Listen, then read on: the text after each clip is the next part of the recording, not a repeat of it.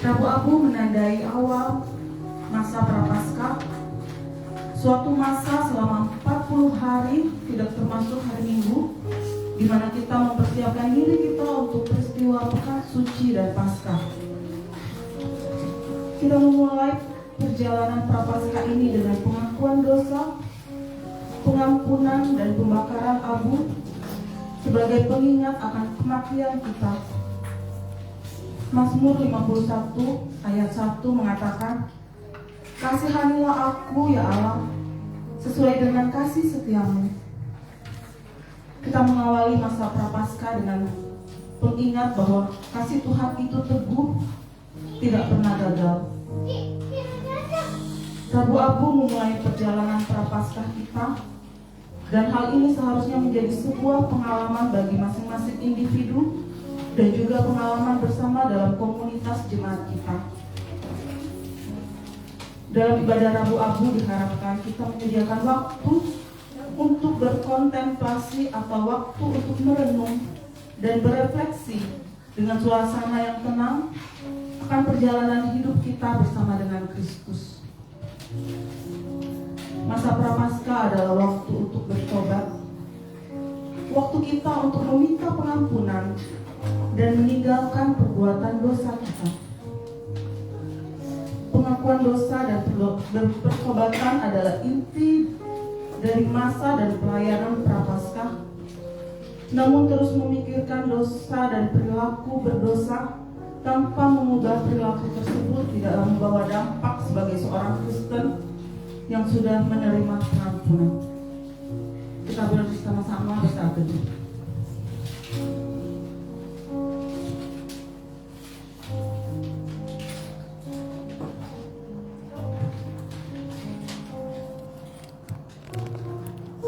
Panggilan kita untuk beribadah, P adalah pemimpin dan J adalah jemaat, kemudian B bersama-sama saya undang untuk bangkit berdiri.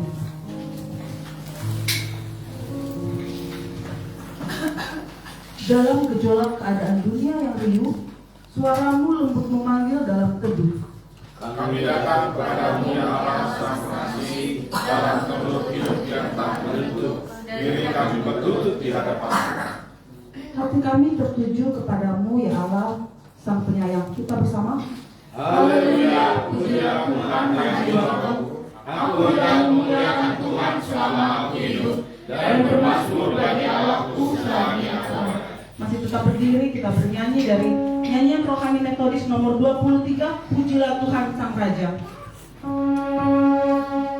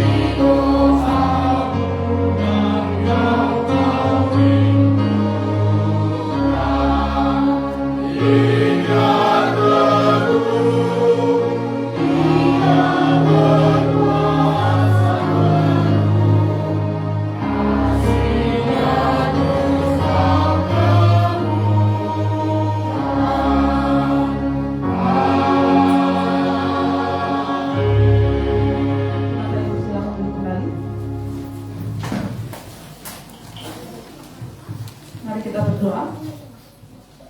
Tuhan yang Maha Pemurah dan Maha Mulia, sumber terang yang tak pernah padam, kepadamu segala pujian kami naikkan.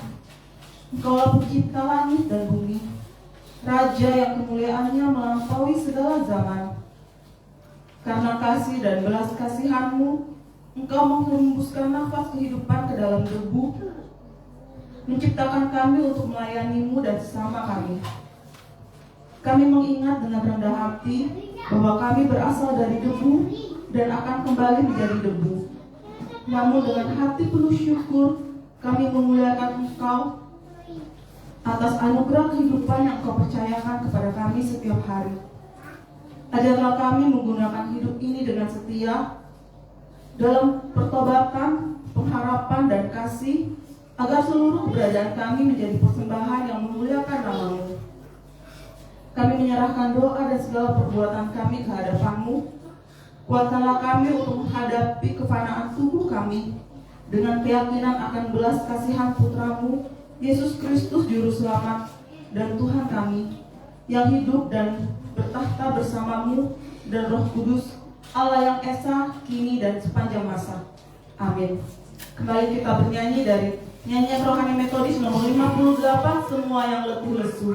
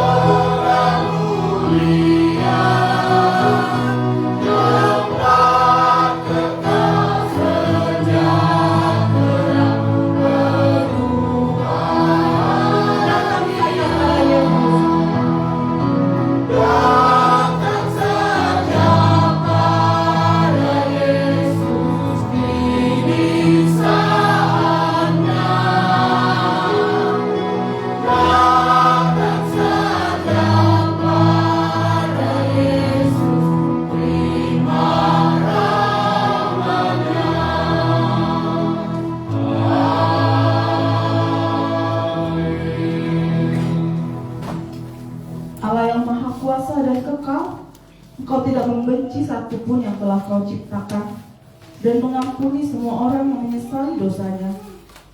Buatlah kami sadar, menyesal, sedih dan berkabung atas dosa, sehingga kami dapat meratapinya sambil mengakui betapa buruknya keadaan kami.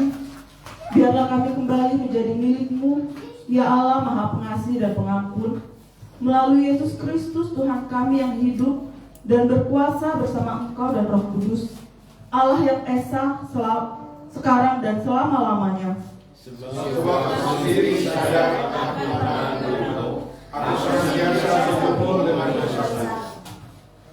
Terhadap engkau sajalah aku telah berdosa dan melakukan apa yang kau anggap jahat, supaya ternyata engkau adil dalam putusanmu, bersih dalam penghukumanmu. Sesungguhnya dalam dosa aku diberantakan, dalam dosa aku dikandung di hukum. Sesungguhnya engkau berkenan akan kebenaran dalam batin, dan dengan diam-diam engkau memberitahukan hikmat kepadaku. Bersihkanlah aku daripada dosaku dengan hisop, maka aku menjadi tahir. Masuklah aku, maka aku menjadi lebih putih dari salju. Biarlah aku mendengar kegirangan dan sukacita. Biarlah Tuhan yang kau menemukan bersorak-sorak kembali. Sembunyikanlah wajahmu terhadap dosaku, hapuskanlah segala kesalahanku, umat jadikanlah hatiku tahir. Janganlah membuang aku dari hadapan-Mu, dan janganlah mengambil Roh-Mu yang kudus daripadaku. Bangkitkanlah kembali padaku kegirangan, karena selamat yang daripadamu, dan lengkapilah aku dengan roh yang rela. Maka aku akan mengajarkan jalan-Mu kepada orang-orang yang melakukan pelanggaran, supaya orang berdosa kembali kepadamu. Lepaskanlah aku dari hutang darah, ya Allah, Allah keselamatanku, maka lidahku akan bersorak-sorak memberitakan keadilan-Mu. Kita bersama. Ya Tuhan, bukalah bibirku, supaya mulutku memberitakan puji-pujian kepadamu. Saya persilakan duduk kembali. Diberikan kesempatan kepada Bapak Ibu dan jemaat sekalian, jika ada yang mau mempersembahkan kesaksian pujian atau kesaksian, saya persilakan.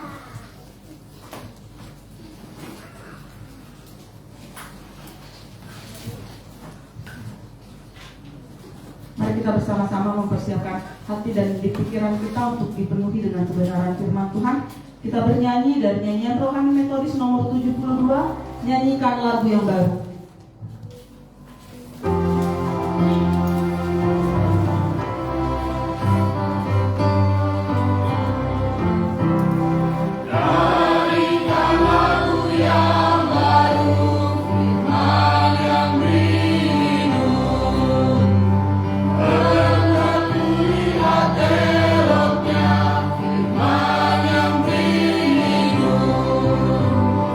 Firman yang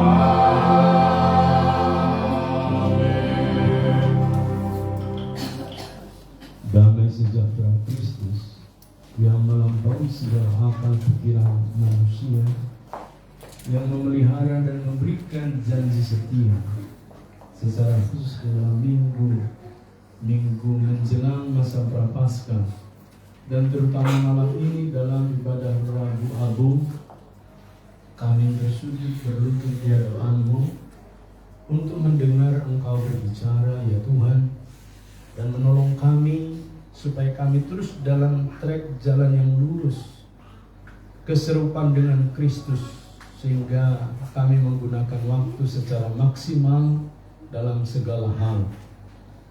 Kami menyerahkan waktu ini Bapa, pakai hamba-Mu menyampaikan, dan juga kami jemaat semua diberkati oleh firman-Mu, sehingga masa 40 hari ini kami isi dengan puasa Lenten, satu penyerahan diri kami yang total kepada Tuhan Allah. Dalam nama Yesus kami berdoa dan kami mengucap syukur. Amin. Silakan duduk Bapak Ibu. Kita membaca satu bagian firman Tuhan yang disediakan dari Almanak Gereja Metodis Indonesia,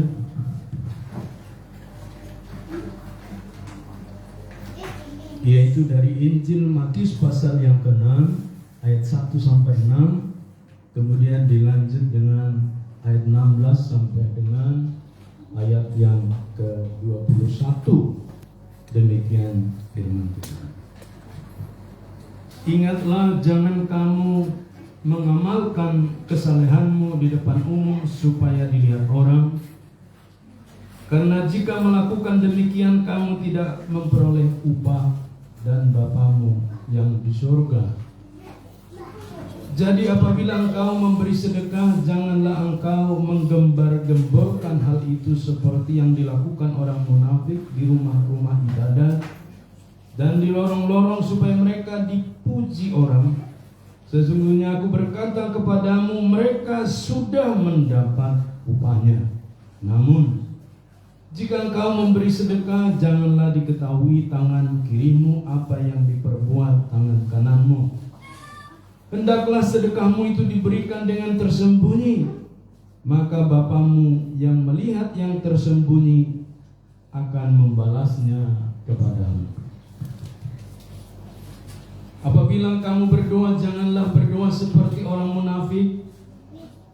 Mereka suka mengucapkan doanya dengan berdiri dalam rumah-rumah ibadah dan pada tikungan-tikungan jalan raya, supaya mereka dilihat orang. Sesungguhnya aku berkata kepadamu, mereka sudah mendapat upahnya. Namun jika engkau berdoa, masuklah ke dalam kamarmu, tutuplah pintu dan berdoalah kepada Bapamu yang ada di tempat tersembunyi. Maka Bapamu yang melihat yang tersembunyi akan membalasnya kepadamu.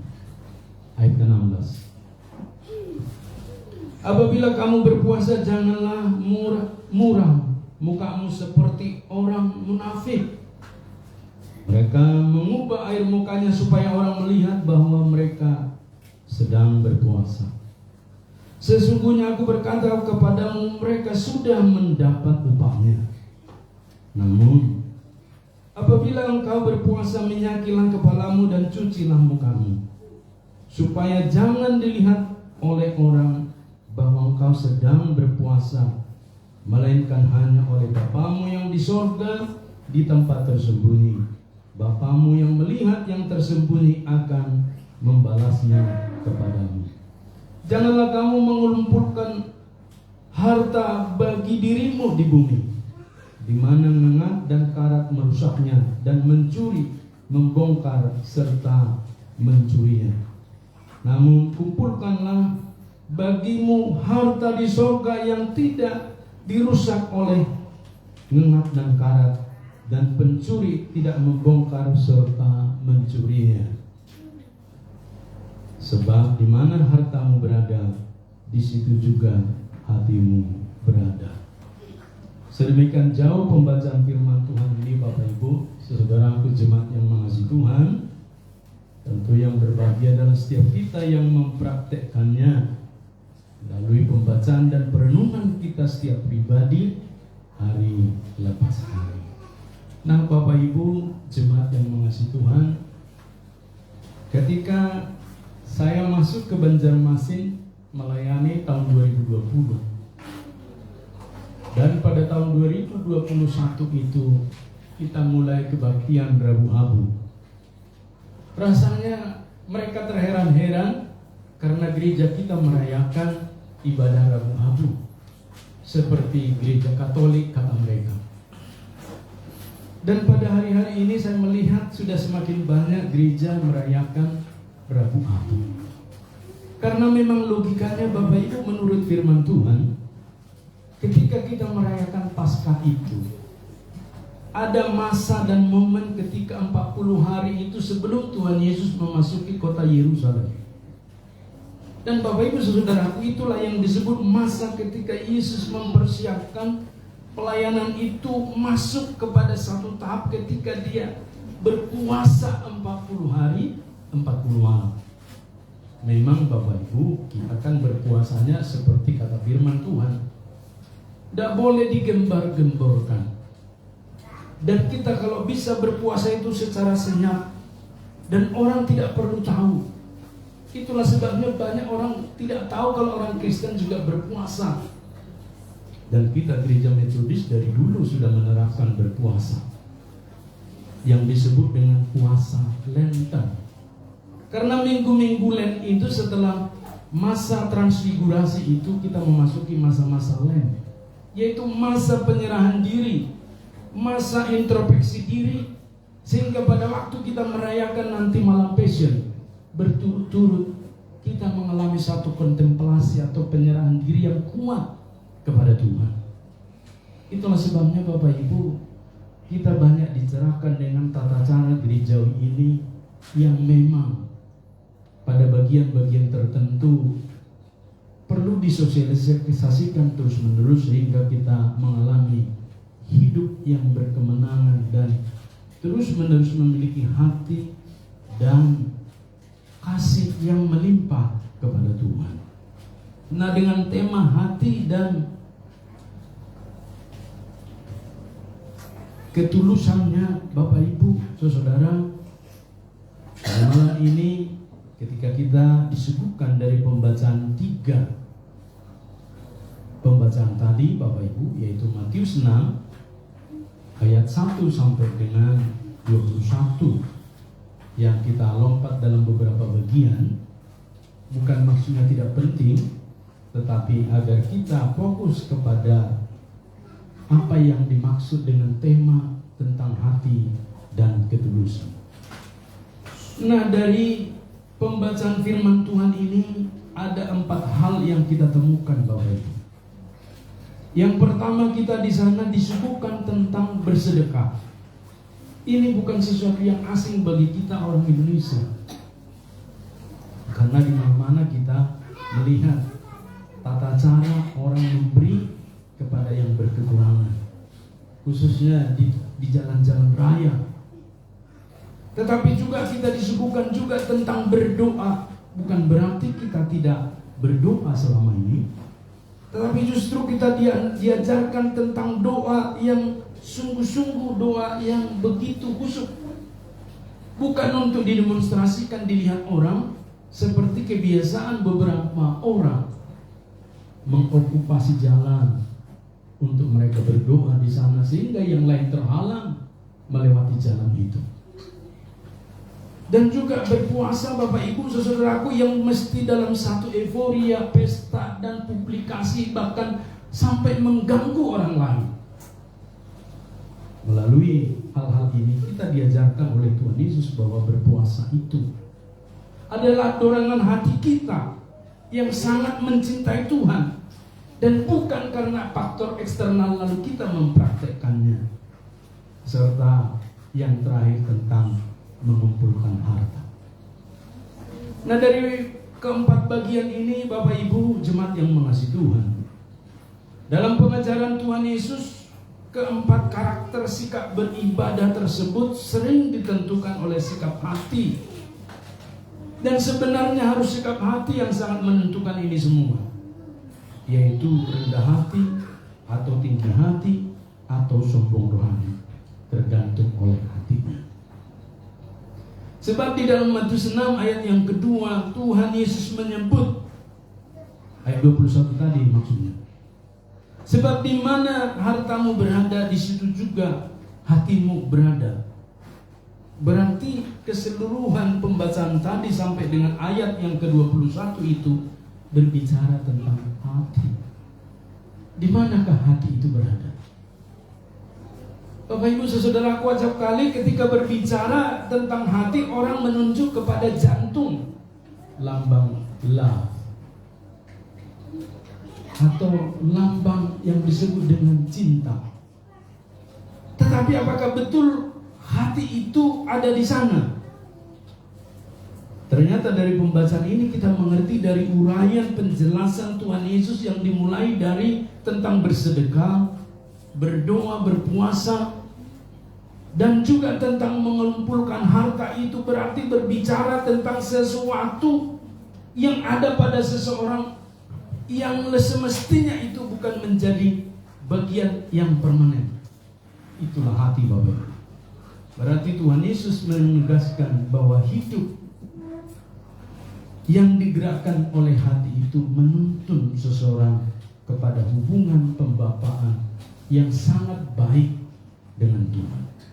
Berarti hati itu adalah hubungan.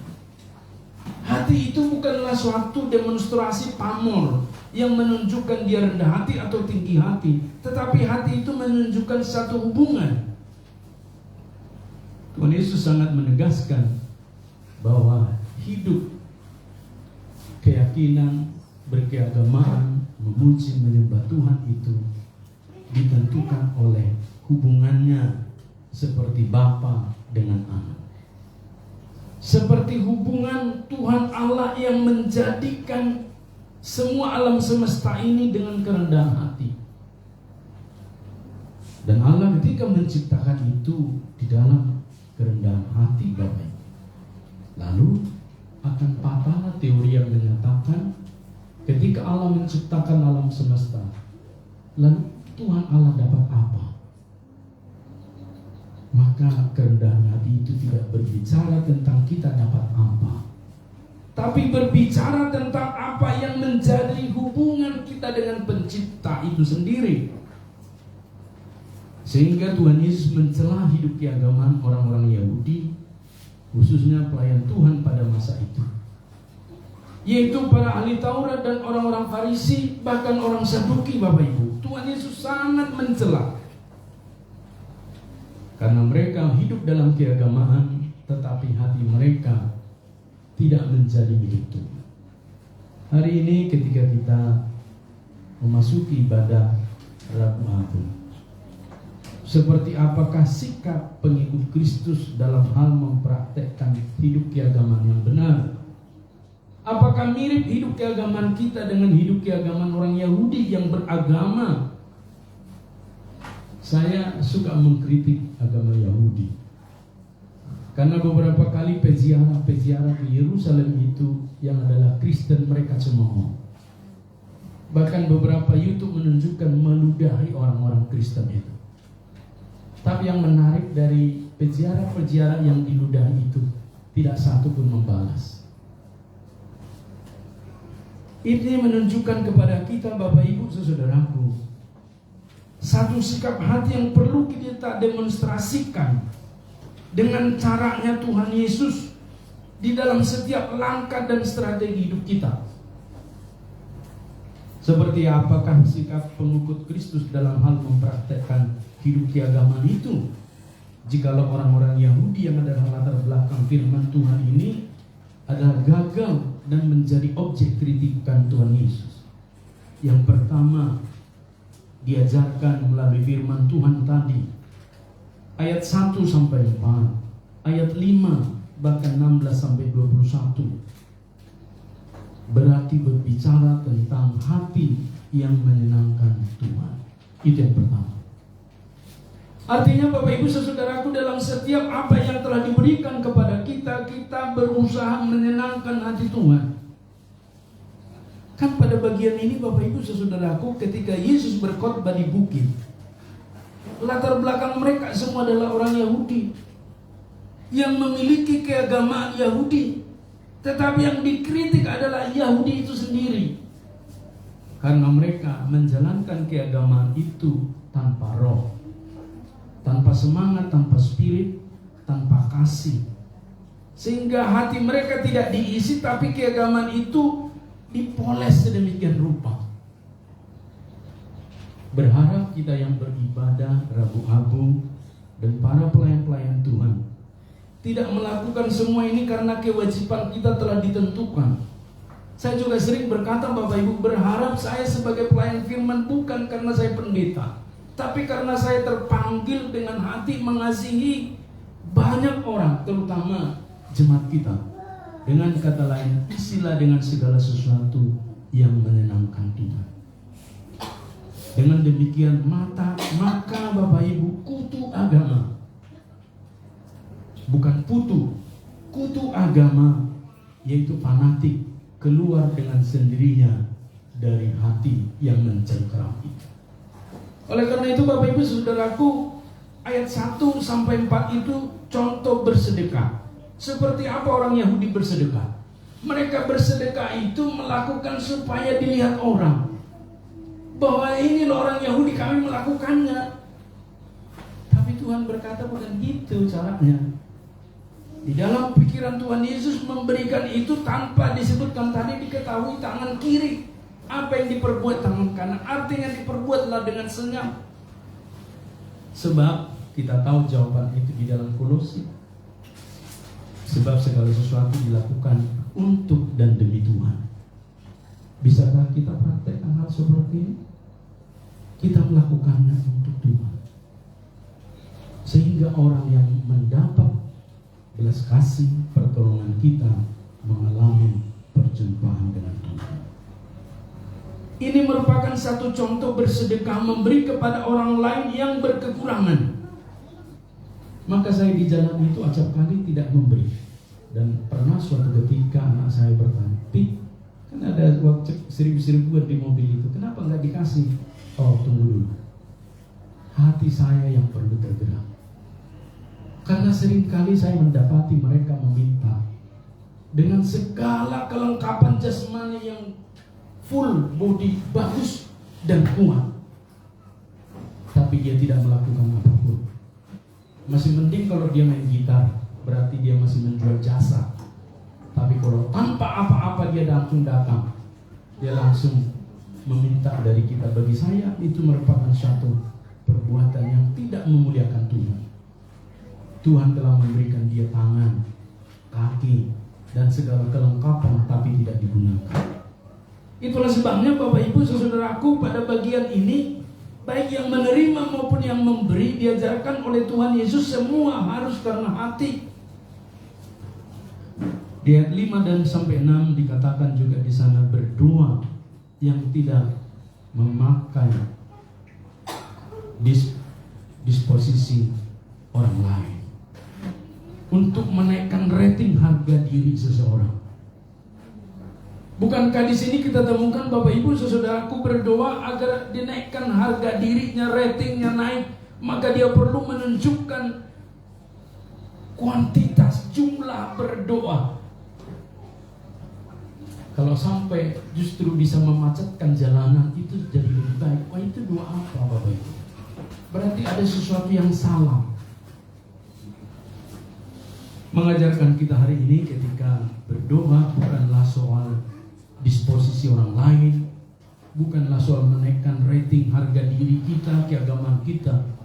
Termasuk ketika kita Bapak Ibu mau beribadah Rabu-Abu, bukanlah soal nanti ketika ditempel, ditaruh di dahi kita salib, lalu kita sudah beribadah, lalu kita posting di Facebook sekalipun boleh, kan memberi kesaksian, memberi dampak kepada orang supaya mereka ingat bahwa mereka adalah manusia yang fana. Boleh. Tapi jikalau motifnya lain, maka Bapak Ibu, bukankah menjadi perbuatan yang sia-sia? Termasuk di dalam ayat 16 sampai 21 berpuasa yang tidak memerlukan kesepakatan publik agar sah atau berkenan kepada Tuhan. Jadi berpuasa itu tidak membutuhkan kesepakatan tanggal berapa kita puasa. Tapi Tuhan katakan engkau berkenan kapanpun dengan Tuhan bisa engkau praktekkan. Maka ketika ditanya kepada saya oleh satu jemaat, Pak, kapan adakah berpuasa di Kristen, Pak? Kata Pak Halus yang ada. Biasanya kita rabu-rabu. Nah, hari ini dia tidak datang. Saya tadi sudah beritahu. Lalu setelah ini puasa, Pak, 40 hari. Seperti apalah puasanya? Dia berpikir ada berbuka puasa. Dia berpikir pagi-pagi seperti ini dalam tradisi dia. Saya jelaskan, yang menentukan puasa Bapak adalah hatinya Bapak. Boleh saya makan? Boleh. Boleh tidak makan? Boleh. Boleh Bapak maksudnya hanya minum air? Boleh. Sebab berpuasnya kita bukan ditentukan oleh kuantitas apa yang menjadi tradisi atau ritual, tapi adalah sekali lagi hatinya. Belajar kepada Bapak gereja kita John Wesley, setiap Kamis malam dia berpuasa, langsung hari Jumat dia berbuka. Karena dia pendeta, dia langsung berjamuan. Dan dia ajak orang-orang yang dekat dengan dia langsung berjamuan. Dialah praktekkan itu setiap minggu. Saya waktu guru Injil juga selalu berpuasa pada hari Minggu. Tapi tidak kuat godaan, karena kalau hari Minggu rapat majelis selalu ada makan. Dan majelis selalu katakan, makanlah, Tuhan tahu, kan cuma sekali doang. Akhirnya Bapak Ibu sering acap kali puasa saya hari Minggu terganggu. Berarti Bapak Ibu saudaraku belajar kepada peristiwa ini. Yesus tidak menyebutkan suatu bagian yang menjadi ritual kepada kita. Kalau kembali mengutip ke perjanjian lama, boleh juga orang puasa makan daging, makan sayur-sayuran saja. Ada juga orang berpuasa 40 hari 40 malam. Dia tidak makan nasi, hanya minum air dan jus saja. Tergantung dia mempersembahkan seperti apa untuk Tuhan. Ada orang berpuasa, saya mau berpuasa Tuhan, tidak mau merokok, itu juga berpuasa. Sekiranya nanti setelah 40 hari saya tidak merokok lagi, itu bagus juga. Tuhan, saya mau berpuasa tidak jajan, juga bagus untuk anak-anak. Berarti dengan kata lain Bapak Ibu, puasa yang diajarkan Tuhan Yesus di sini bukan untuk membuat kita menderita fisik, tapi untuk menyenangkan Tuhan. Paham ya Bapak Ibu? Yang kita praktekkan ini adalah apa-apa yang berkenan dan menyenangkan Tuhan, bukan untuk menyiksa kita. Itu Bapak Ibu. Kalau di sebelah kan nanti setelah 30 hari mereka sebulan, kita 40 hari. Dari segi waktu saja sudah kalah. Kita lebih menang. Kita berdoa setiap waktu, berarti satu hari kita berapa jam? 24 jam. Mereka tidak 24 jam. Sudah kalah juga. Bapak Ibu saudara, Tuhan Yesus mengajarkan nilai ultimate-nya, nilai yang tertinggi, nilai di mana yang dilakukan itu dengan hati, bukan dengan aturan-aturan. Maka saya senang sekali kalau kita hidup dengan hati yang menyenangkan Tuhan dan bukan dengan aturan, termasuk kepada semua para pelayan. Bapak Ibu saudaraku, kalau karena peraturan acap kali kita banyak terbentur. Tapi kalau dengan hati kita bisa melakukannya, menyenangkan hati Tuhan, maka 40 hari ini sampai nanti kita puncaknya masuk hari Minggu itu, seperti Yesus memasuki Yerusalem, dan itu dirayakan dengan Palma, dan besoknya kita masuk yang disebut dengan malam Pesir. Kita mencoba kontemplasi kita seperti apa dengan Tuhan tahun ini. Samakah dengan tahun lalu? Atau lebih hebat, lebih maju dari tahun ini? Ini yang perlu kita pikirkan Bapak Ibu. Jikalau tahun lalu kita berpuasa cuma 2 kali, atau seminggu, atau tidak ada sama sekali komitmen, maka tahun ini kita mencoba untuk masuk kepada tahap itu. Itulah yang disebut dengan menyenangkan Tuhan. Semua ritual hidup keagamaan itu jika dikerjakan dengan hati yang menyenangkan Tuhan, maka akan mendapat konfirmasi peneguhan dari Tuhan. Hasilnya bisa dalam bentuk berkat, baik rohani maupun jasmani. Pasti. Oleh karena itu Bapak Ibu saudaraku, mari kita belajar dari apa yang dikatakan Tuhan Yesus pada 4 bagian firman Tuhan tadi, yaitu tentang kita bersedekah memberi dengan apa yang ada pada kita. Kita berdoa tidak dibatasi oleh ruang, waktu, dan gerak, semakin banyak berdoa. Kita berpuasa, kita menguasai keadaan dan diri kita untuk menyenangkan Tuhan. Dan juga tentang mengumpulkan segala sesuatu, baik harta, itu juga ada untuk Tuhan. Nah, yang kedua, Bapak Ibu, seperti apa hidup keagamaan kita setelah mengikut Tuhan Yesus Kristus dalam melakukan puasa? Dikatakan di sini, matikanlah karakter munafik di dalam diri. Tadi Tuhan Yesus di sini menyebut janganlah seperti orang munafik. Ada orang berkata, apa itu munafik? Lalu itu katanya singkatan. Munafik itu adalah muka nabi, pikiran kotor. Munafik, saya rasa kurang pas. Sebab ternyata munafik itu menurut firman Tuhan ini secara sederhana disebut dengan berdua muka, atau demi mencari keuntungan pribadi, mengorbankan prinsip asasi dalam dirinya. Ingat ya Bapak Ibu jemaat, kita itu mempunyai hak asasi yang diberikan Tuhan kepada setiap kita untuk menjadi diri kita. Tapi ketika seseorang bermunafik, Bapak Ibu, dia seringkali dan acap kali tidak menjadi dirinya. Berulang-ulang Tuhan Yesus menyebut jangan seperti orang munafik. Artinya munafik itu adalah penyakit yang menempel pada jiwa dan membunuh karakter. Itulah sebabnya kan banyak orang Kristen itu mengalami masa-masa susah. Karena kalau jujur kan di mana orang jujur mau seperti itu. Tetapi saya yakin dan percaya seperti Daniel dan kawan-kawan, mereka berpaut terus kepada Tuhan dalam kejujuran mereka, dipakai Tuhan juga luar biasa. Itu artinya di dunia ini ada juga tempat untuk kejujuran. Maka jangan takut untuk jujur. Ya. Jujurlah padaku, Bapak Ibu. Sehingga kita belajar hari ini, jujur itu tidak mesti terbujur, karena Tuhan Yesus telah menggaransinya. Dengan demikian Bapak Ibu saudaraku, tidak ada kata lain untuk tumbuh yang disebut dengan virus atau bakteri penyakit munafik yang menempel, karena kita telah mempraktekkan kejujuran di dalam hidup kita.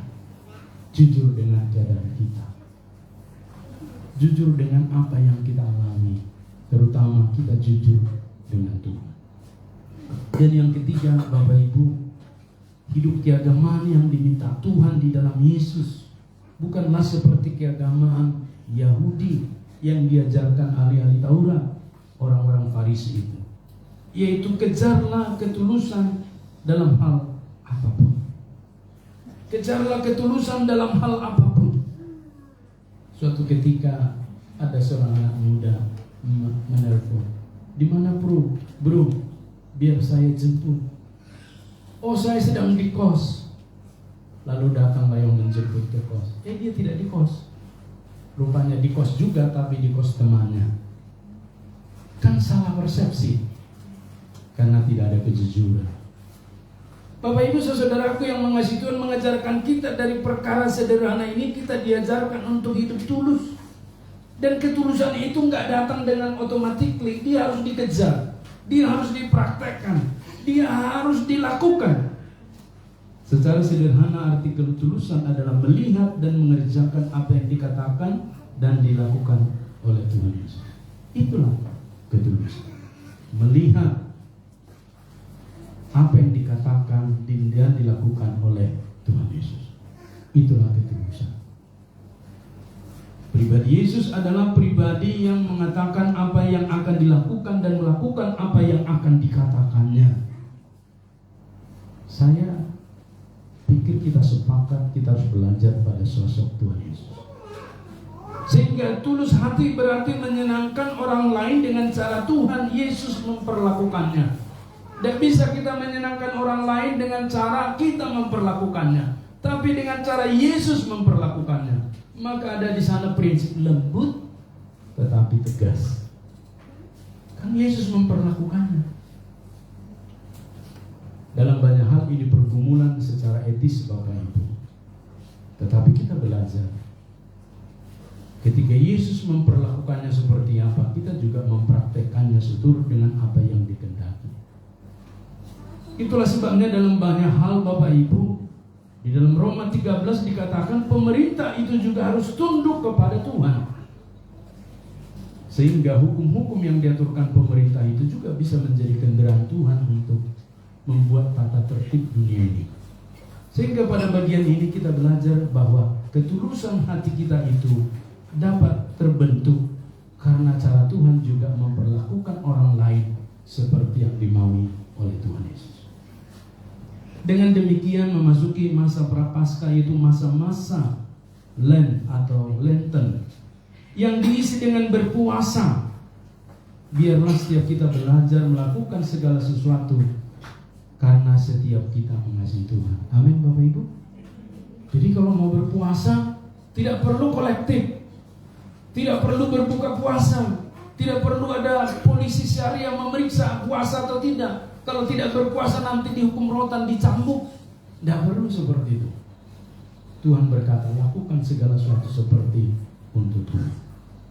Bapak Ibu, kami dikaruniai Tuhan satu anak ini. Maka ketika Tuhan memberikan anak ini kepada kami, saya selalu bertanya, apa yang harus kami lakukan untuk dia?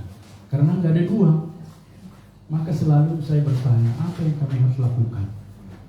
Bapak Ibu saudaraku, tidak gampang. Tetapi saya punya cara seperti cara Tuhan Yesus. Selalu saya tanya, nah kau sekolah ini karena nanti itu untuk masa depanmu. Jadi kamu masa depanmu kamu menentukan dengan Tuhanmu, bukan ditentukan oleh saya sebagai ayahmu. Kalau saya sebagai ayahmu, saya berharap kau pendeta saja, ke STT GMI saja, kau di Bandar Baru, di Medan sana, atau STT Wesley di Jakarta. Nanti gantikan papi jadi pendeta, bisa otomatis kau menginjil dan seterusnya. Tapi saya lebih ingin kau menjadi dirimu dengan Tuhanmu. Itulah sebabnya hari ini kita belajar di dalam masa Prapaskah selama 40 hari ini. Jadilah kita dengan diri kita bersama Tuhan kita. Amin. Jadi tidak perlu ada warming. Ayo puasa, ayo ini, ayo doa ini, lakukan itu. Kalau kita rasa yang perlu kita lakukan, mari kita lakukan. Sama seperti Bapak Ibu, kita merayakan apapun, ya kita lakukan sebisa mungkin. Ada waktu kita di kos, daripada saya tiduran di kos, mending saya ke gereja. Saya mengepel gereja saja, saya nyapu gereja, saya bersihkan dinding gereja, saya ini dan itu kan satu dorongan hati Bapak Ibu. Mengajarkan kita di dalam masa Prapaskah ini bukan sekedar penampilan hidup keagamaan, tetapi penampilan berbuat sesuatu untuk menyenangkan Tuhan. Bukan karena untuk mendapat pujian dan kebanggaan, melainkan untuk menyenangkan Tuhan. Paling tidak, seumur hidup kita telah berbuat sesuatu di dalam sejarah gereja, sejarah kerajaan Allah. Bapak Ibu, kalau membaca kumpulan warta jemaat kita yang selalu dibukukan, Bapak Ibu, itu satu inspirasi yang saya temukan waktu saya guru Injil ya. Mulai saya melayani dulu di Jemaat Damai Sejahtera Jakarta Barat, warta-warta jemaat itu saya arsipkan, saya jilidkan, dan satu lagi saya jilid, saya bawa. Maka saya punya arsip, dan ketika saya baca peristiwa 30 tahun yang lalu, waduh, betapa culun-culunnya saya ngajar sekolah minggu.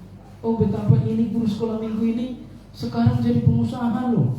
Dulu ada namanya Daniel Sinambela. Dulu dia culun-culun, saya rasa waktu dia masih di kantor pengacara itu, yang magang-magang itu. Baru tamat dari UKI, dia fakultas hukum, terus magang di kantornya Victoria Law Firm di tempatnya Pak Menarda. Culun-culun saya lihat di situ. Tapi hari ini dia sudah pengacara kondang, dia di Jakarta. Artinya apa Bapak Ibu? Semua kita yang mendapat kasih karunia Tuhan perlu kita inventarisasi dengan baik. Itulah sebabnya Bapak Ibu Saudara, kalau saya bermedsos di Facebook itu, saya simpan di sana baik-baik. Saya simpan. Nanti akan ditunjukkan 1 tahun kemudian dan seterusnya. Sehingga Bapak Ibu Saudaraku, di tempat-tempat itu arsip gereja itu menjadi catatan betapa kita telah ikut di dalamnya. Betapa dulu saya pernah mengajar sekolah minggu. Betapa dulu saya ikut menjadi jemaat dan anggota P3MI. Betapa dulu saya telah mempraktekkan sesuatu yang paling sederhana sekalipun. Penyambut jemaat saya praktekkan. Saya pernah khotbahkan 1 tahun saya praktek hanya menyambut jemaat Bapak Ibu di GKI Grandview, hanya menyambut jemaat. Lalu saya berpikir Bapak Ibu, pertama saya tidak terima. Teman-teman saya disuruh bagian-bagian tertentu dalam pelayanannya yang menurut saya hebat, sampai ada yang khotbah. Saya kok menyambut jemaat? Kecewa sekali rasanya saya. Tapi menjelang selesai pelayanan itu, baru saya tahu artinya sampai hari ini. Untunglah saya di situ 1 tahun, sehingga saya menyelami semua jemaat itu, sehingga saya tahu sapaan-sapaan dalam bahasa Mandarin itu, Ni hao ma hao, cao an, dan seterusnya. Ping-an. Akhirnya Bapak Ibu Saudaraku, mereka mengerti betapa ketika saya 1 tahun itu tidak di situ lagi, mereka merindukan saya. Manalah Tuhan tahu kita yang dulu itu, katanya. Bapak Ibu Saudaraku, mengajarkan kepada kita hal-hal sederhana sekalipun, ketika kita ikut di dalamnya, kita telah masuk dalam sejarah gereja. Maka di dalam sejarah gereja kita Gemingan oleh Banjarmasin, ada juga yang namanya Otonius Gulo, ada juga Uberti, ada juga ini telah ikut di dalamnya, mengajarkan kita hari ini, termasuk anak-anak sekolah minggu.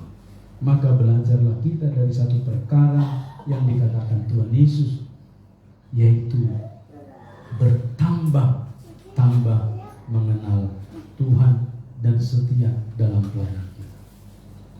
Bukan karena untuk mendapat pujian dan kebanggaan, melainkan untuk menyenangkan hati Tuhan, sehingga bertambah satu dalam diri kita terus-menerus perbendaharaan rohani yang kita miliki.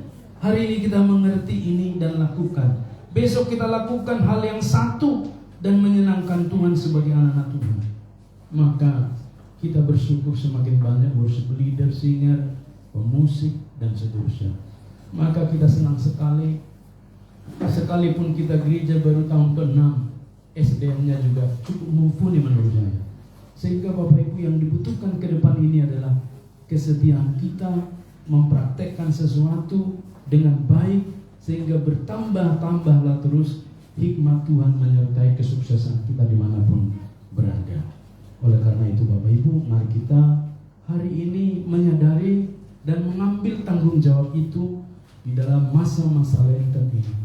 Kita mencoba menyenangkan Tuhan dari hal sederhana.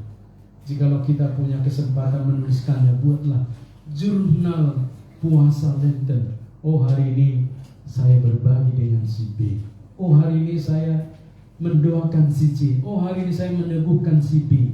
Oh, hari ini saya melakukan sesuatu untuk Tuhan melalui tukang parkir, melalui dosen, melalui siapapun, bahkan melalui gereja. Maka mari kita belajar untuk gereja Tuhan, tempat kita dalam satu keluarga di tempat ini, kita tidak hitung-hitungan waktu. Amin.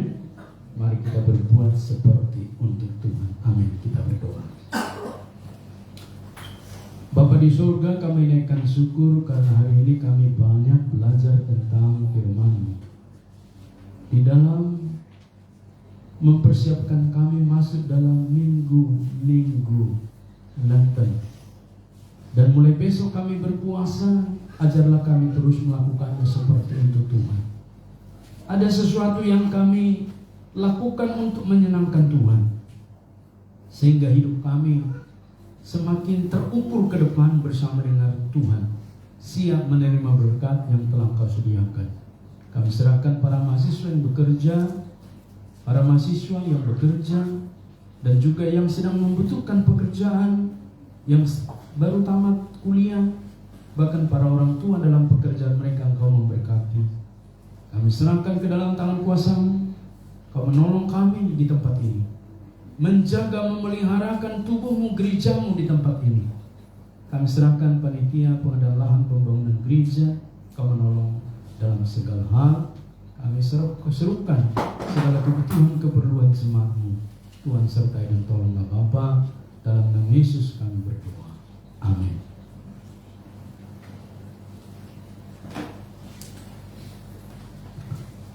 Bapak Ibu, sebelum kita menerima pengolesan abu, kita akan menaikkan nanti pujian kita dari nyanyian rohani Metodis nomor 262 pada kaki salib.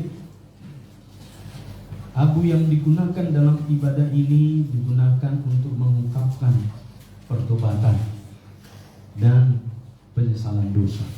Jadi bukan berarti yang tidak diolesi abu atau tanda salib pada ibadah ini jangan berpikir dia tidak mendapat pengampunan dosa. Ini hanya merupakan satu pengungkapan pertobatan dan penyesalan dosa. Dalam Alkitab, abu menjadi simbol kelemahan atau kematian. Kejadian 18 ayat 27. Simbol kesedihan yang mendalam seperti yang dialami Ayub dalam Ayub 2 ayat 8. Dan juga simbol pembersihan dan penebusan dosa seperti yang diterangkan dalam Taurat, Bilangan 19 ayat 9 dan 17 sampai 18, dan juga Ibrani 9 ayat 13. Dalam ibadah ini kita akan menandai pertobatan dan kelemahan kita, dan sekaligus kebutuhan kita akan penebusan dan pengampunan dosa dengan pengolesan abu. Abu yang dioleskan ini diambil dari sisa pembakaran daun palem tahun lalu, dari Minggu Palmarum, dan dicampur dengan minyak zaitun kalau ada, tapi kita kan tidak ada minyak zaitun, Bapak. Dan nanti pada ayat yang kedua kita maju ke depan bergantian untuk menerima olesan debu di dahi, dan sambil mengoleskannya kita ingatlah kata-kata ini, bahwa kita akan kembali menjadi abu. Maka kita selagi ada kesempatan bertobat dan percaya kepada Injil. Oleh karenanya, setelah selesai diharapkan jemaat kembali duduk, berdoa, tidak keluar masuk, sehingga hikmat dari pengolesan ini sampai masa kontemplasinya nanti beberapa menit kita dapat melakukan. Kita naikkan pujian kita dari nyanyian rohani Metodis nomor 262 ayat 1 sampai dengan 4. Ayat yang ketiga nanti kita sudah maju ke depan pada kaki salib. Hallelujah.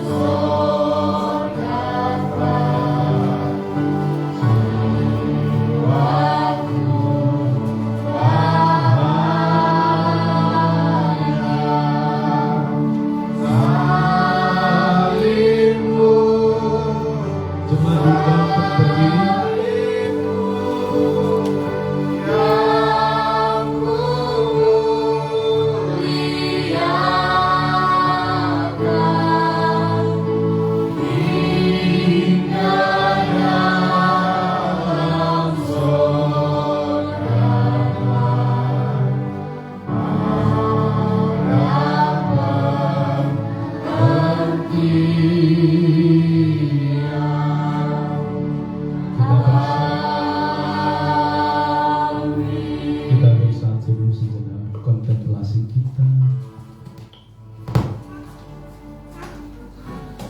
Kita dari debu dan akan kembali menjadi debu.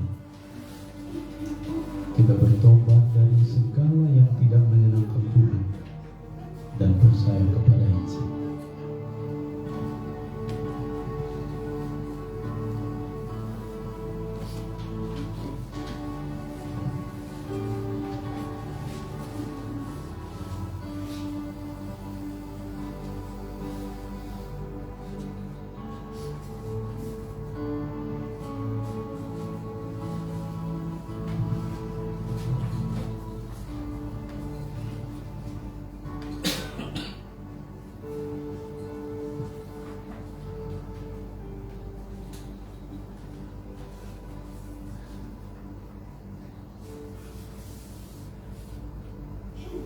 Amin. Silakan.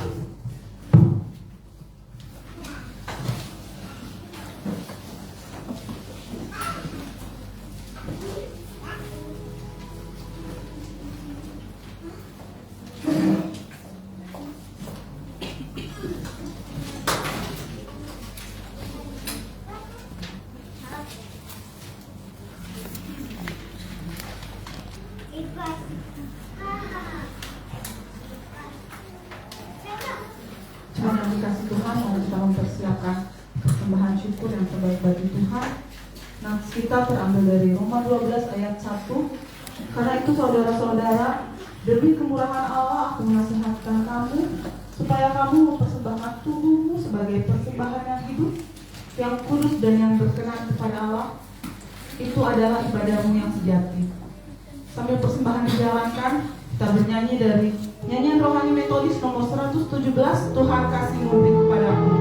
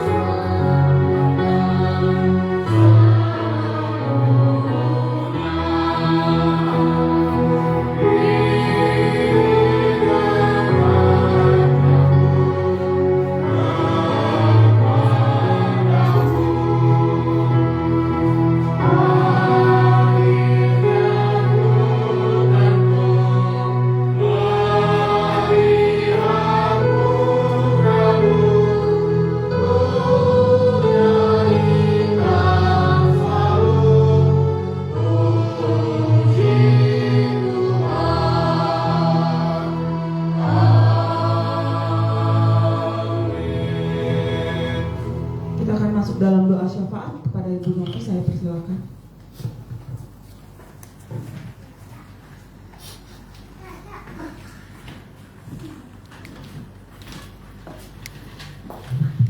Saudara sekalian, mari kita tunduk kepala, kita menaikkan doa syafaat kita di hadapan Tuhan. Bapa di surga, puji syukur kami hari ini boleh ada di rumah-Mu ya Tuhan, untuk mengingat kembali masa-masa di mana ya Tuhan Engkau manusia, menggenapkan seluruh kegenapan hukum Taurat dan menuju ke Yerusalem untuk menerima penghukuman atas dosa-dosa dunia ini. Kami bersyukur ya Tuhan boleh melewati masa Rabu Abu ini sebagai satu kelengkapan rohani kami untuk menerima kebenaran bahwa kami adalah debu dan akan kembali menjadi debu. Berikan kami ya Tuhan hati yang senantiasa bertobat di hadapan Tuhan, yang memiliki ketulusan di dalam setiap langkah-langkah kehidupan kami untuk menyenangkan hati Tuhan. Terima kasih untuk kebenaran firman Tuhan yang kami terima pada sore hari ini. Terima kasih ya Tuhan, kami juga boleh bersyafaat ya Tuhan untuk perdamaian dunia ini, khususnya di Timur Tengah ya Tuhan, di Israel, Palestina, Rusia dan Ukraina.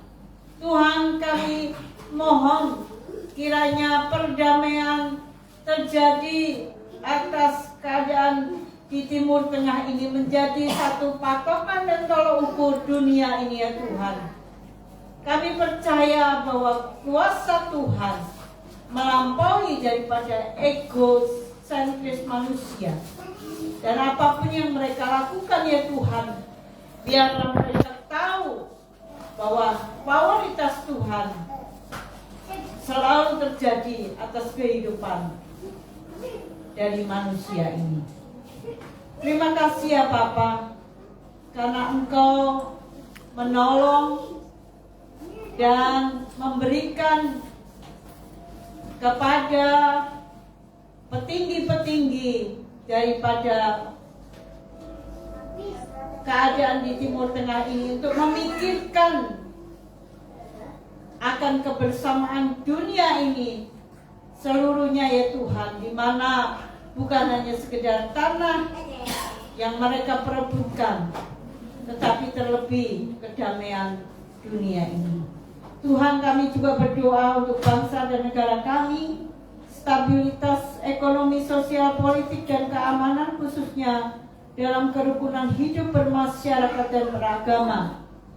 Dan terjadi ya Tuhan, kami di Indonesia ini ya Tuhan mengalami keadaan damai dan mengalami keadaan yang penuh dengan terjalinnya toleransi beragama, di mana ya Tuhan Indonesia ini beragam-ragam suku, beragam-ragam agama. Maka ya Tuhan, toleransi ini sangat diperlukan oleh setiap masyarakat Indonesia. Tuhan, Engkau juga menganugerahkan kedamaian di antara daerah-daerah di Indonesia ini ya Tuhan, sehingga kami hidup berpadanan satu dengan yang lain dan saling membantu menolong ya Tuhan di dalam kerukunan hidup beragama di Indonesia ini. Tuhan, kami bersyukur untuk pelayanan di Gereja Metodis Indonesia, target pencapaian pertumbuhan jiwa, pos-pos pelayanan misi yang ada di Papua, Sulawesi, Kalimantan, Citramaja, Pasir Ukir, Lampung, dan Muara Bungo. Kami berdoa juga untuk penjangkauan generasi muda di dalam gereja maupun di luar gereja. Demikian juga ya Bapa, kami bawa di dalam doa untuk persiapan konferensi tahunan ke-56 pada bulan Juni yang akan datang di Batam.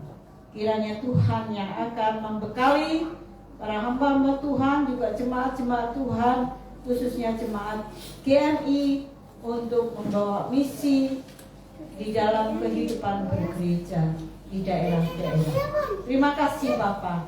Kami mohon kiranya Tuhan mendengar dan menjawab doa syafaat ini ya Tuhan, yang kami percaya bahwa Tuhan Yesus adalah juru syafaat kami yang telah membawa kami ke dalam hadirat Tuhan.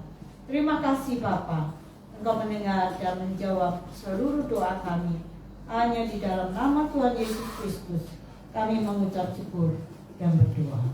Amin. Mari kita bangkit berdiri. Mari kita berdoa seperti yang diajarkan oleh Tuhan Yesus. Bapa kami yang di surga, dikuduskanlah namamu. Datanglah kerajaan-Mu, jadilah kehendak-Mu di bumi seperti di surga. Berikanlah kami per hari ini makanan kami yang secukupnya, dan ampunilah kami akan kesalahan kami, seperti kami juga mengampuni orang yang bersalah kepada kami, dan janganlah membawa kami ke dalam pencobaan, tetapi lepaskanlah kami daripada yang jahat. Dan Engkau yang punya kerajaan dan kuasa dan kemuliaan sampai selama-lamanya. Amin.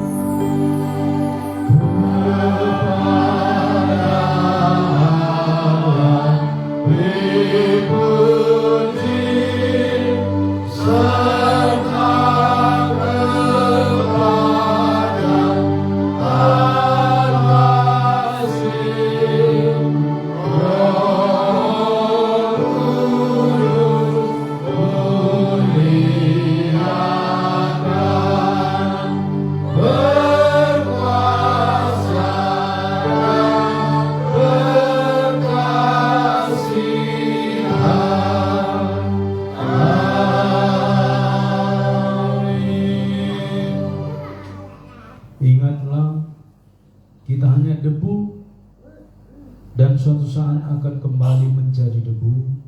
Hiduplah dalam kasih Tuhan. Jalani minggu-minggu Prapaskah ini dengan perenungan yang dalam akan kebesaran Tuhan. Arahkanlah hatimu dan terimalah berkat-Nya. Tuhan memberkati engkau dan melindungi engkau. Tuhan menyinari engkau dengan wajah-Nya dan memberi engkau kasih karunia. Tuhan menghadapkan wajah-Nya kepadamu dan memberi engkau damai sejahtera dari sekarang, besok, bahkan sampai selama-lamanya, sampai Yesus datang kedua kalinya. Amin.